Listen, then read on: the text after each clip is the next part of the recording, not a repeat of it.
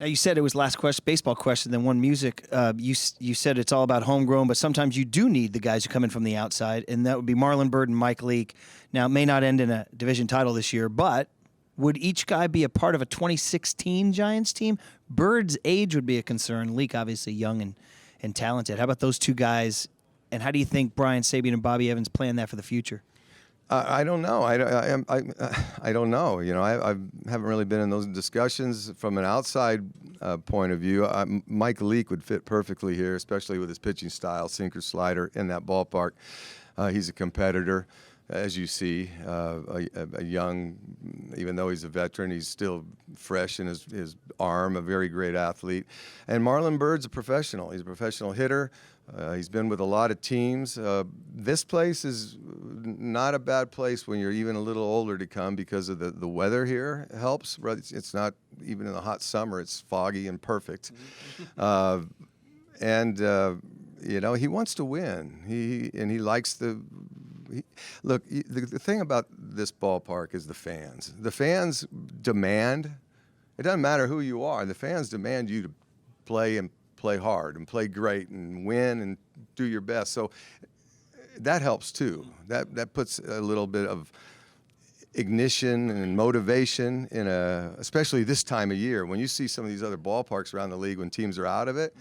That's pretty hard to get motivated, but here, I mean, that's like a playoff atmosphere. Well said. And then, Paula, you got the music? Well, yeah, so let's look forward to tomorrow night, right, Tim? We're going to Slim's. We got Tim Flannery and the Lunatic Fringe. We got Jake Peavy and his band. That's fantastic. So I want you to talk about that and what fans can expect if they haven't come out and seen you guys before. But also, I don't think I've ever asked you this question before. I want to jump on this right now because you just played a couple songs on the air with us. They're both great tracks. The riff is in my head.